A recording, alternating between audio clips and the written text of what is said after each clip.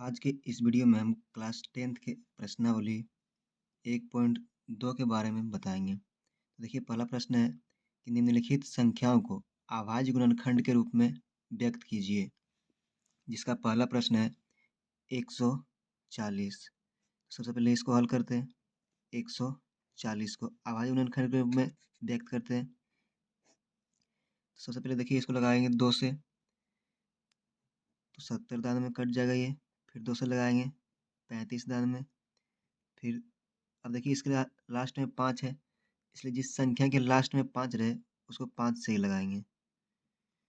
तो 5 से लगाएंगे तो 7 दान में खत्म, कट गया। अब देखिए, इसका गुणनखंड के रूप में क्या क्या आया, तो 140 बराबर 2 गुना 2 गुना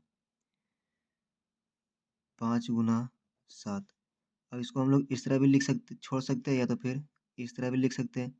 देखिए, 2 को इसलिए 2 पर पावर 2, अब गुना 5 गुना 7।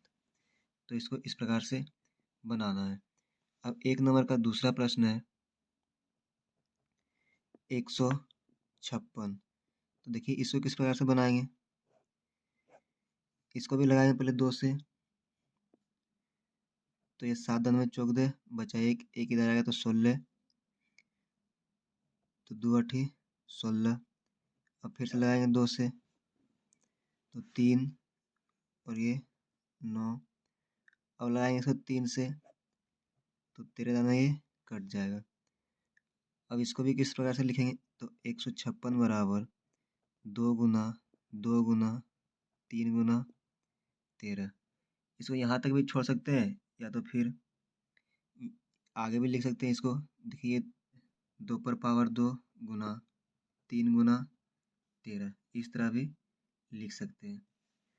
अब उसी प्रकार से एक का तीसरा प्रश्न है 3825। तो इसका भी गुणनखंड करते हैं 3825 का। तो देखिए, इसके लास्ट टाइम में 5 है, इसलिए इसको 5 से लगाएंगे पहले। तो 5 से लगा रहे हैं,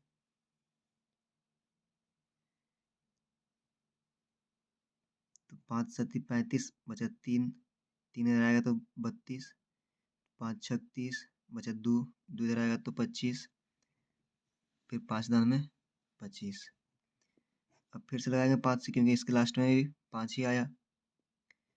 तो 5 एकम 5, बचे 25, 5 दिया 15। अब देखिए, इसके लास्ट टाइम में 3 है, तो इसको 3 से लगाते पहले। 3 पचे 15, 3 एकम 3। अब इसको फिर से लगाते 3 से, तो 17 तिया 51। अब इसको यहाँ लिख सकते हैं कि 3825 बराबर 5 गुना 5 गुना 3 गुना 3 गुना 17। या तो फिर इसको और आगे भी लिख सकते हैं इस प्रकार से। 5 2 गए, इसलिए 5 पर पावर 2, 3 भी 2 गए, इसलिए 3 पर पावर 2। अब 17 एक है तो 17। अब इसी प्रकार से एक का चौथा प्रश्न 5005। तो इसको भी बनाते हैं 5005 को अभाज्य गुणनखंड के रूप में। देखिए, इसके लास्ट टाइम ही 5 है, तो 5 से लगाएंगे पहले, तो आएगा 1001। अब इसको लगाते हैं 7 से, तो 7 एकम 7, बचा 3 इधर आएगा तो 30, इसलिए 7 चौक 28। और बचा 2 इधर आएगा तो 21, तो 7 तिया 21। अब इसको लगाते हैं 11 से, तो 11 एकम 11, बचा 3 इधर आएगा तो 33, 11 तिया 33, यानी 13 दाने कट गया।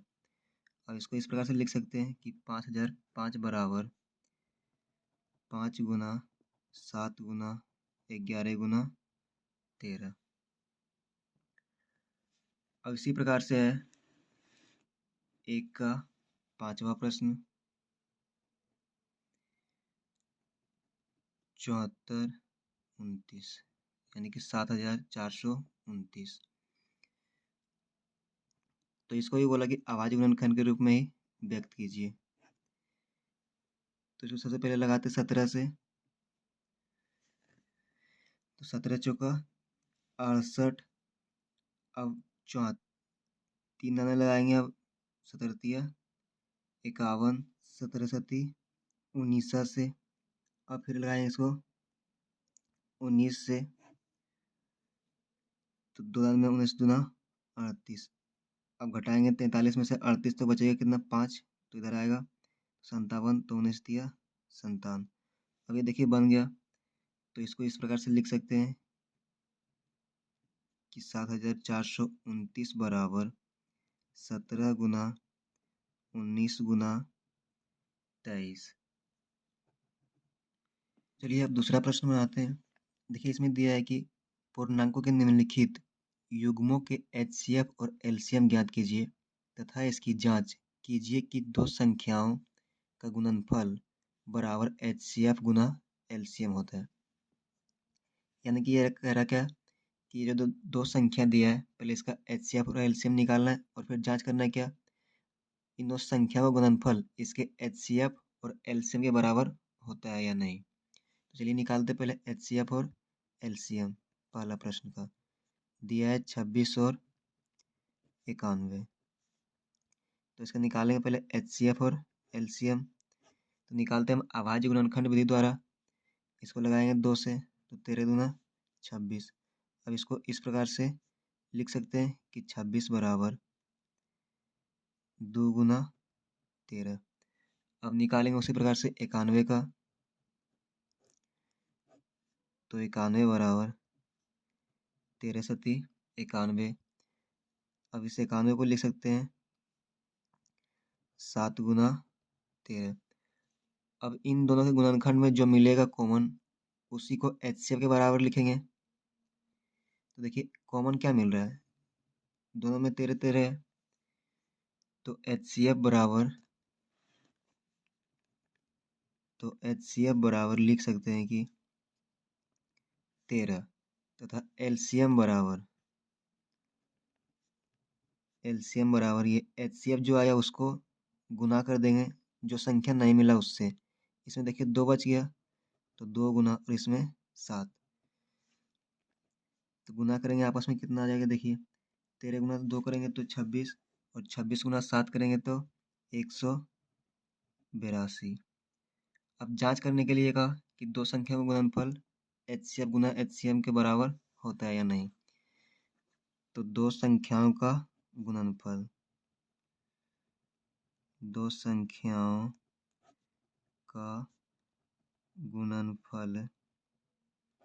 बराबर दिया है संख्या 26 गुना 91। तो इन दोनों को जब गुना करते हैं तो आता है कितना 2366। अब जांच करके देख लेते हैं HCF और LCM कितना आता है। तो HCF गुना LCM, इसको अगर HCF और LCM देखिए कितना आया है, HCF आया है 13 और LCM आया है 182। तो 13 और 182 को गुना करेंगे तो भी 2366 ही आएगा। यानी कि ये दोनों, इसलिए हम कह सकते हैं कि दो संख्याओं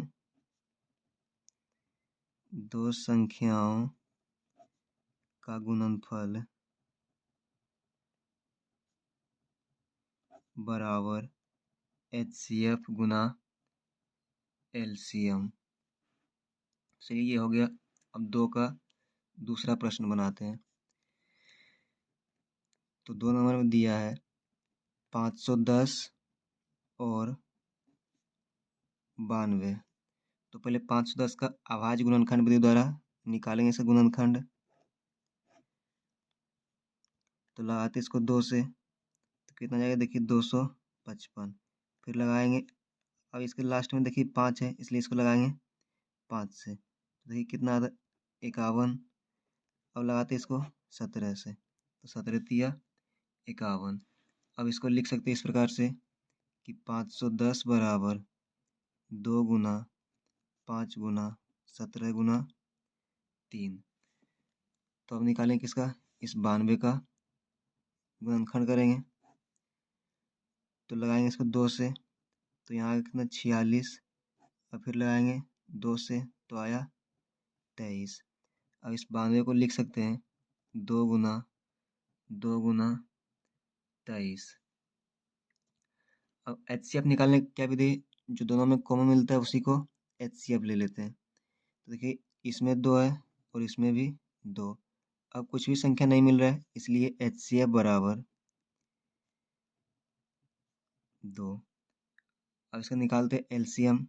तो LCM बराबर, ये जो HCF आया उसको गुना कर देंगे जो संख्या नहीं मिला उसके साथ में। तो इसमें देखिए कौन कौन नहीं मिला, एक है 5, 17 और 3। अब इसमें नहीं मिला कौन कौन, तो एक है 2 और एक है 23। तो इस सबको जब गुना करते हैं तो आता है कितना, 23,460। यानी कि एलसीएम कितना आ गया, 23,460। अब जांच करना है संख्याओं का गुणनफल बराबर HCF और LCM है या नहीं। तो दो संख्या दिया है, एक है 510 और दूसरा है 92।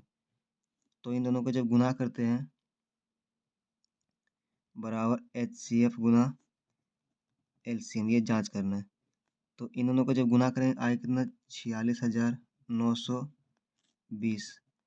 और इसका HCF आया कितना, 2, और LCM है 23,460।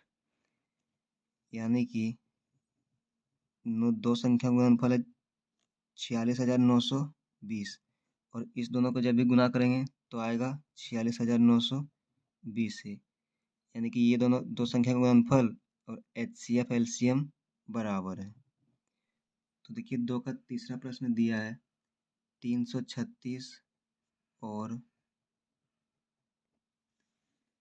आवाज गुणनखंड विधि द्वारा गुणनखंड कर लेंगे, या तो फिर LCM निकाल लेंगे इसका।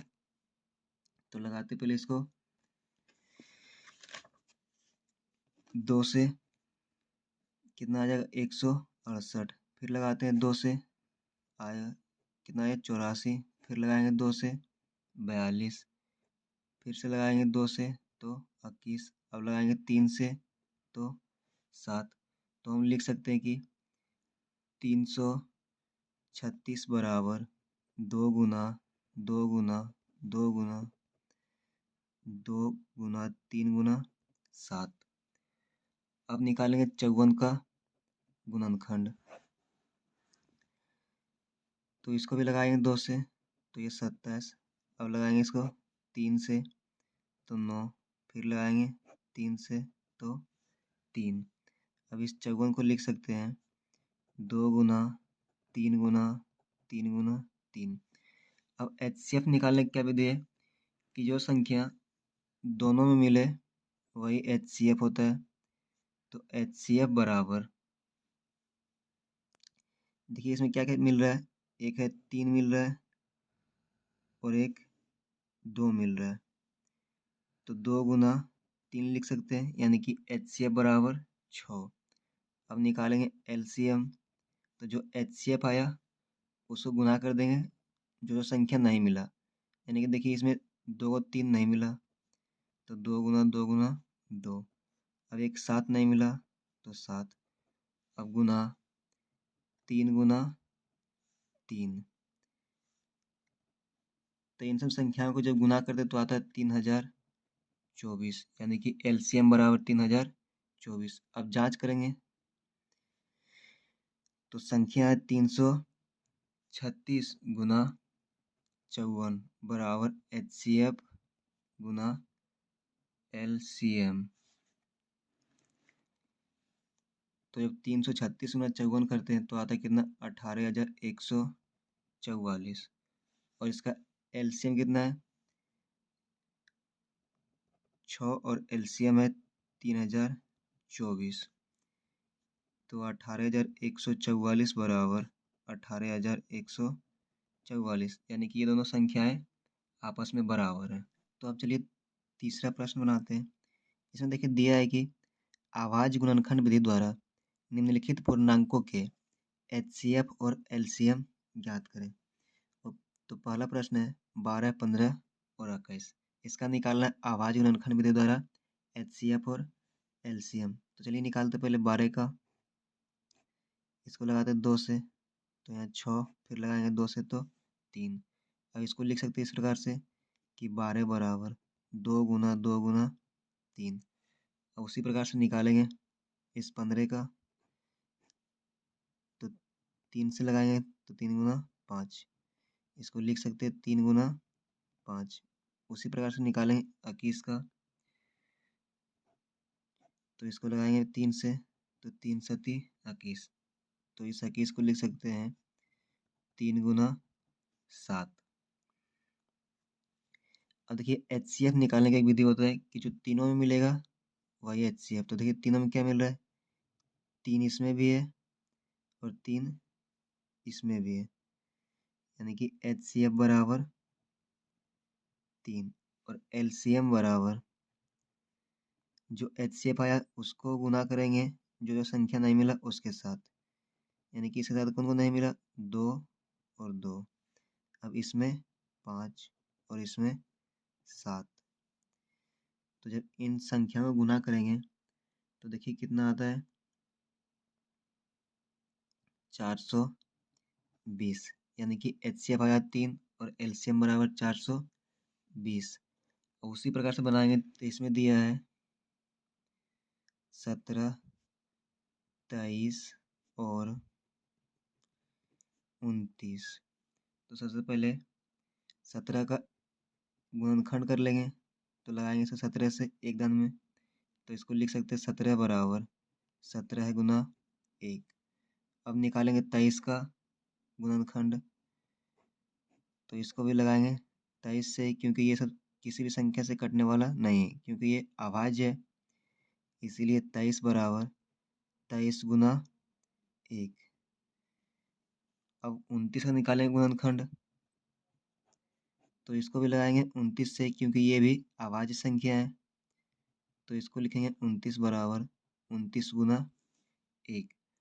अब HCF निकालेंगे, नियम क्या है कि जो सभी तीनों में मिलेगा उसी को लेंगे HCF। तो देखिए तीनों में क्या है, एक इसमें भी है, एक इसमें भी और एक इसमें भी, यानी कि HCF बराबर 1।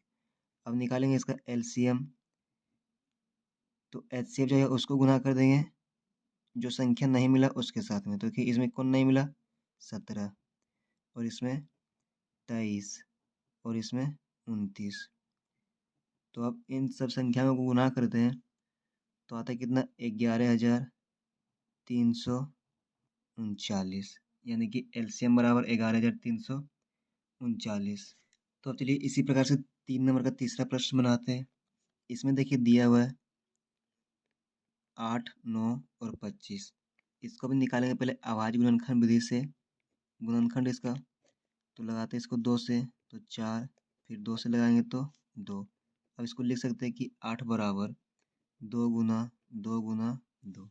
इसी प्रकार से निकालेंगे 9 का गुणनखंड, तो 3 से लगाते हैं। अब इसको लिख सकते हैं 3 गुना 3। अब इसी प्रकार 25 का भी निकालेंगे, तो इसको 5 से लगाएंगे तो लिखेंगे 5 गुना 5। अब इसमें भी क्या होता है, HCF निकालेंगे इसमें भी, तो HCF निकालने के लिए जो तीनों में मिलता है वही होता है HCF। तो देखिए इसमें दो ही सिर्फ है, इसमें 3 ही सिर्फ है और इसमें 5। तो कोई भी संख्या नहीं मिल रहा है, तो जब कोई भी संख्या नहीं मिले तो उसका HCF 1। अब निकालेंगे LCM, तो जो HCF आया उसको गुना कर दें जो संख्या नहीं मिला उसके साथ में। तो 2 गुना 2 गुना 2 गुना 3 गुना 3 गुना 5 गुना 5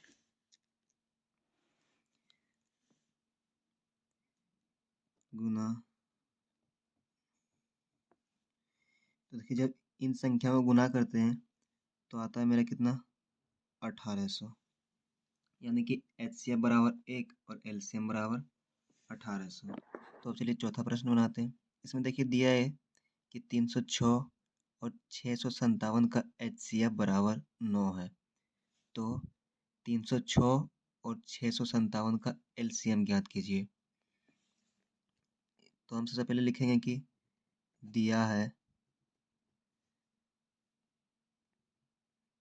306 और 657 का HCF बराबर 9 और निकालना क्या है हमको एलसीएम।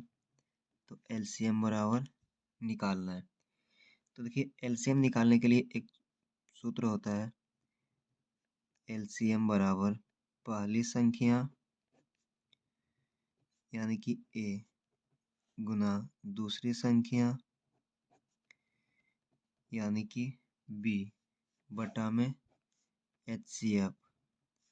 तो देखिए इसमें पहली संख्या दिया है कितना 306, तो 306 गुना दूसरी संख्या दिया है कितना 657 और HCF दिया है इसका 9, तो बटा में 9।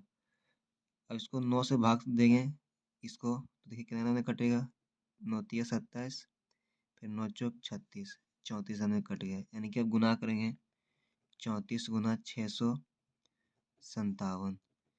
तो देखिए 34 गुना 657 करते हैं तो कितना होगा 22,338। यानी कि एलसीएम बराबर कितना आ गया 22,338। तो अब पांचवा प्रश्न है। देखिए इसमें दिया है कि जांच कीजिए कि क्या प्राकृत संख्या n के लिए संख्या 6 पर पावर n अंक 0 पर समाप्त हो सकती है। तो देखिए ये जांच करने दिया है कि समाप्त हो सकती है कि नहीं। तो जांच कैसे करते हैं, जब भी कोई संभावना दिया हो तो उसके बारे में मान लेते पहले। तो यहाँ भी उसी प्रकार से मान लेंगे कि माना 6 पर पावर n बराबर a, क्या मान लेंगे 6 पर पावर n बराबर a, या तो a बराबर 6 पर पावर n, तब a बराबर इस 6 को 2 गुना 3 के रूप में लिख सकते हैं। अब यहाँ पावर है तो होल पावर लिख दिए। उसके बाद 2 पर पावर n गुना 3 पर पावर n। उसके बाद लिखेंगे यहाँ 2 और 3 अभाज्य संख्याएं हैं, 2 और 3 अभाज्य संख्याएं हैं।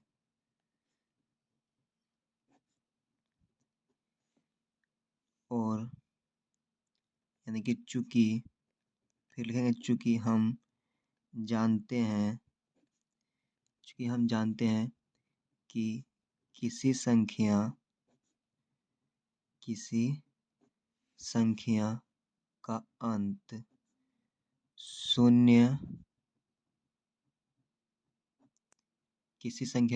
शून्य में तभी होता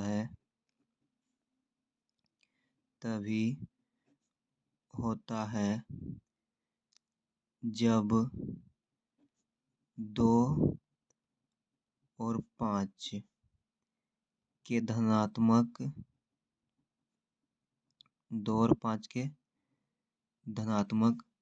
घात इसके गुणनखंड हो।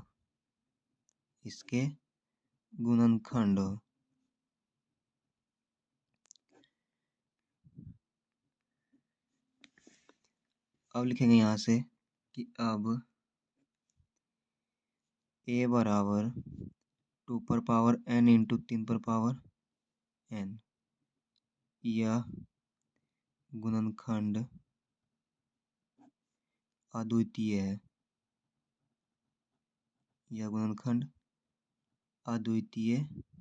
है। अतः 2 और 3 के अतिरिक्त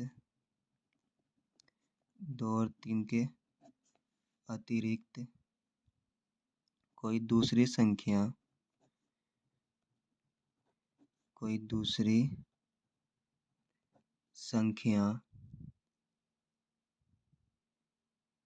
a का गुणनखंड नहीं हो सकता। a का गुणनखंड नहीं हो सकता है। अतः 6 पर पावर n का अंत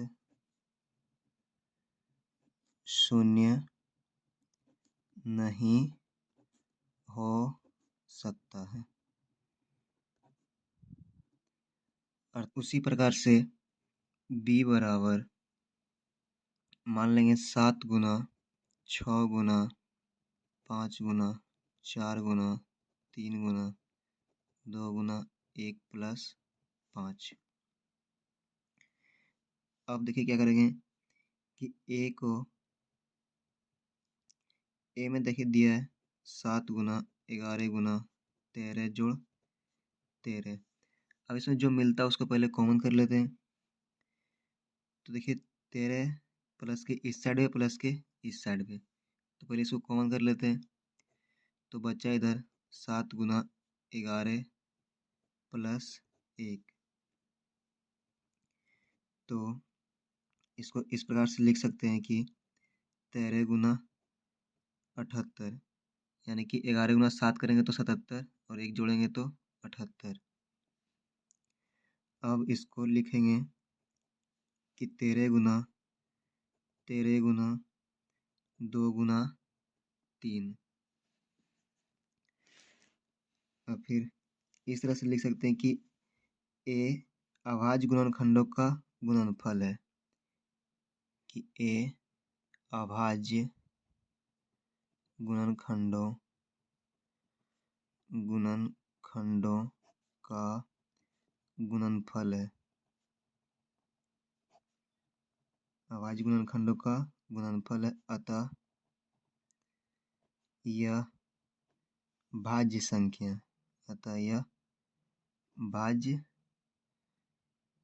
संख्या है। उसी प्रकार से लिख सकते हैं b के लिए कि b बराबर 5 गुना 7 गुना 6 गुना 4 गुना 3 गुना 2 गुना 1 प्लस 1।